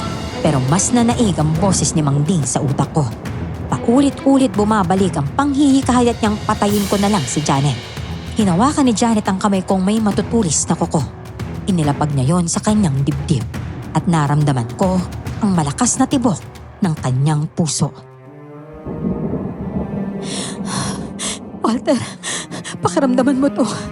Ikaw ang laman ng puso ko. Walter, lumaban ka. Lumaban ka. Nahihirapan ako, Janet. Hindi ka mahihirapan kung alam mo sa sarili mo kung ano ang kailangan mong gawin. Pakiusap naman. Iligtas mo ang sarili mo. Iligtas mo kami sa aswang na yan. Sige na, Walter! Patayin mo na ang babae dyan at tapusin mo na siya. Tama na. Tama na, ayoko na! Ganyan ka! Lumaban ka, Walter! Sinugod ko ang aswang na si Ding. Kinuha ko ang punyal sa aking likuran at buong bilis na tinarak iyon sa kanyang dibdib. Hindi mahina ang aking espiritu, kaya hindi ako madaling kontrolin ng aswang na uwak-uwak. Isa na rin siguro sa dahilan kung bakit hindi na naig ang kanyang panunukso ay dahil dumadaloy sa aking dugo ang lahing manunugis. Hindi mo ako magagamit laban sa mga kasamaan mo. Magsisisi ka na hindi mo tinanggap ang pagiging aswang na uwak-uwak. Wala akong pinagsisisihan, tanda. Nagkakamali ka ng taong gusto mong alipinin. Apo ako ng manunugis, hindi ba? Kaya dadaloy sa dugo ko ang pagiging manunugis. Walter, tapusin mo na siya! Kapag mapatay mo siya, bababalik ka na sa normal mong adyo. Patayin mo na siya, Dok, para mawala na mga uwak sa paligid natin. Ito na ang katapusan mo, Mang Ding. Hindi gumana ang taktika mo sa paggamit sa akin. Ito ang punyal na ginamit ni Lolo para maubos ang lahi mo. Ngayon gagamitin ko na rin sa ito para tapusin ka!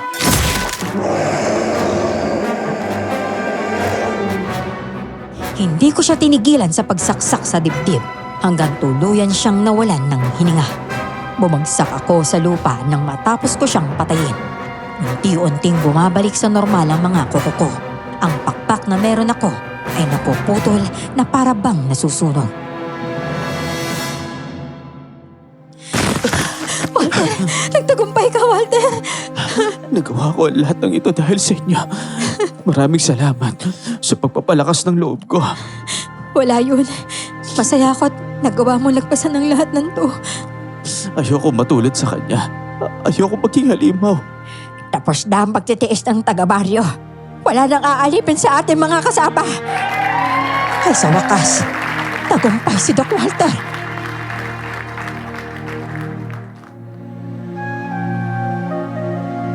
Niyakap ako ng ilang taga-baryo at nagpapasalamat silang lahat sa akin.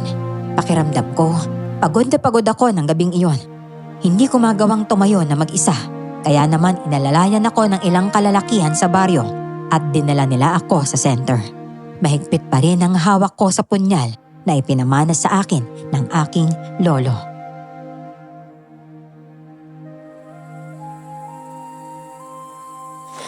Ay naku, naubos na yata yung lakas mo dun sa pagsaksak sa aswang kanina eh. Kaya nga eh. Nangihina talaga ako, Janet. Ganyan talaga. O, sige na, magpahinga ka na dyan ha. Doon lang ako sa labas. Baka mamaya kung sino-sino lang mga lalaki ang kausapin mo dyan sa labas, ha? Ano? Ako makikipag-usap sa ibang lalaki? Sige na, lumabas ka na at matutulog na muna ako. Pero kung gusto mo tumabi sa akin, pwede rin naman. Ay nako, tumigil ka nga dyan, Walter.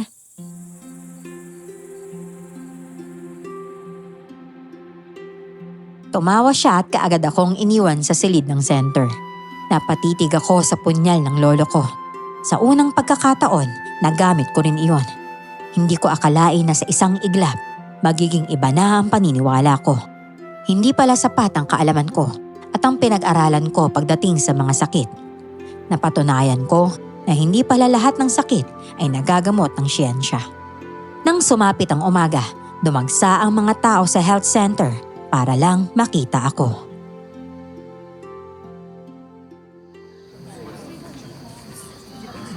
Dok, mabuti naman at gising na po kayo. Marami mga taga-baryo ang gusto kang makita. Lahat sila ay may dala ng mga halamang gamot. Baka raw kasi napano na kayo eh. Ayos lang po ako. Wala naman na po akong mga iniinda, Kapitan eh. May iba nga po pala ako. Hanggang ngayon ba, isa pa rin kayo sa aswang na uwak-uwak? Oo. At alam yun ang mga taga-baryo. Pero alam na rin naman nila nagbago na ako kaya hindi nila ako sinasaktan. At tanggap nila ako. Mabuti naman at may mga uri pa ng aswang na mababait at hindi masasama, no? Dahil mas pinili ko na ang pamilya kong makasama kaysa pinili ko ang mga kasamaan na ginagawa ng mga aswang na kasamahan ko. Masaya ako sa inyo, Kapitan.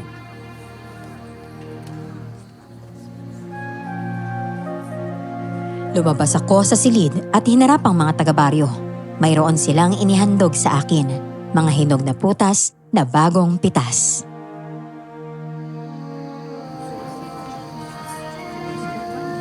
Oh, kamusta ka na, Dok? Madala pala kami mga prutas para sa'yo, para naman lumakas ang katawan mo. Ako, nagabala pa po kayo. Hindi ka naman namin pwedeng pabayaan. Bay, malaki ang naitulong mo sa amin para lang mapatay yung lintik na aswang na yun. Kung kami lang, hindi naman namin magagawa yun. Pwede nyo naman pong pagtulungan para mapatay yung aswang na yun eh. Pero nagtataka naman ako, hindi nyo pa ginawa. Dok, ang makapapatay lang sa kanya ay ang punyal ng lolo mo. Sige na, maraming salamat po sa prutas. Huwag po kayong maglala. Simula ngayon, sisikapin kong unawain ang lahat. Maniniwala na ako sa mga herbal na mga gamot ninyo. Bonus na rin yung pagiging doktor ko dito sa baryong to. Sana nga huwag ka na munang umalis dito, Dok. Nako, hindi na po ako aalis. Marami ng tao sa baryo na to at kailangan nyo ng doktor. Ilalaban ko ang karapatan ninyong lahat. Ang dapat na magkaroon ng doktor dito. Mabuti naman po pala kung ganon. Langis! Langis kayo dyan!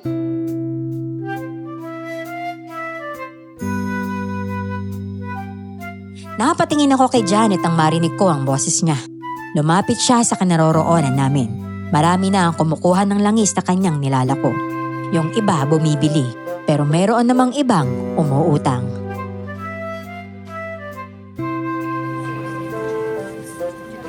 Basta ha, babayaran nyo kaagad yan kapag nagkapera na kayo. Bawal bogus dito. Oo naman, babayaran ka namin. Ano ka ba? Dok, huwag mo naman titigil lang si Janet. Lapitan mo na siya, kausapin. Oo na, sandali lang. Paalisin ko lang yung mga tao, nakakaya naman kasi. Sige kumilos ka na kaagad. Baka mamaya maunahan kita dyan. Hoy, gusto ako niyan no. Saka alam ko naman na hindi ako magagawang ipagpalit ako niyan sa'yo.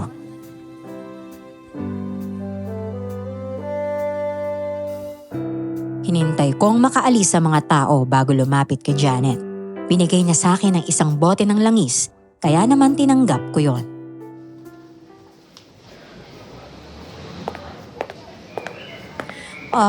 I-plus mo yan sa likuran mo kapag masakit ha. Bakit naman ako maghahaplas? Di ba dapat ikaw? Hindi mo naman ako asawa, no? O edi aasawahin kita. Ay, naku. Sapat naman na yung panahon na pinagsamahan natin para masabi kong ikaw talaga yung babaeng gusto kong makasama. Sigurado ka ba talaga dyan? Baka kapag bumalik ka sa Maynila, makalimutan mong may probinsyanang naghihintay sa'yo dito. Sino ba kasi nagsabi sa'yo na babalik pa ako ng Maynila? Ha? Hindi na ako babalik. Dito na lang ako habang buhay. Talaga? Seryoso ba yan? Oo. Dito na lang ako. Hindi na ako aalis. Magiging pariwara lang ang buhay ko sa Maynila kapag malalayo ako sa'yo.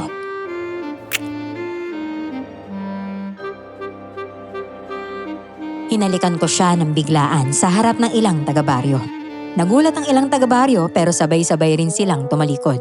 Tinulak ako ni Janet at tinakpan ng bag niya ang kanyang muka.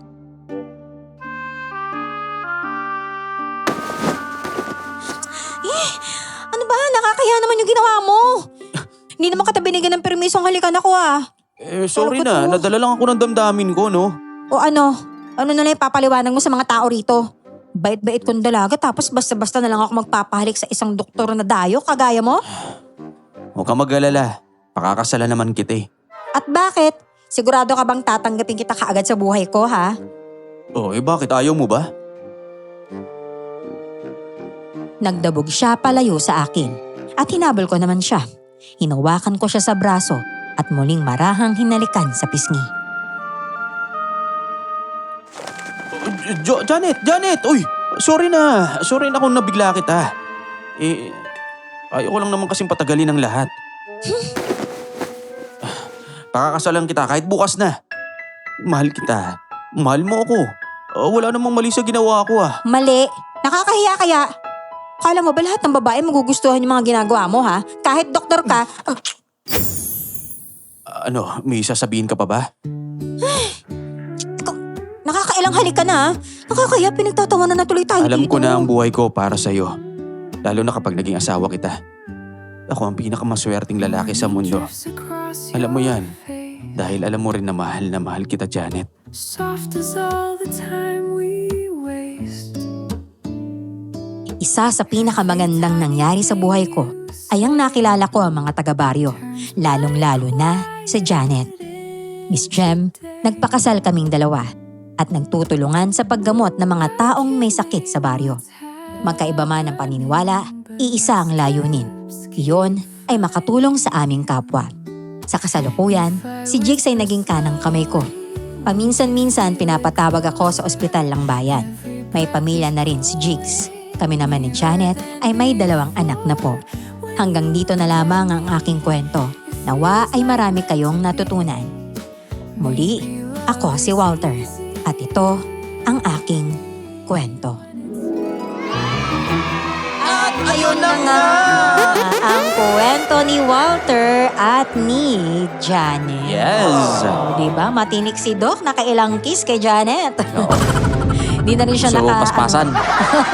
fast pace no? Kaya ay mga kayanggaw, ano man ang inyong paboritong parte ng kwento, natutunan ninyo, o nakakatawa ninyong experience habang sumusuporta sa ating channel, i-comment nyo lang yan sa baba at malay nyo, kayo na ang mapili nating kayanggaw of the day sa susunod nating video. Kaya naman patuloy mag-LCSS, like, comment, share, and subscribe. At magkita-kita tayo sa susunod nating video. Bye! Thank you!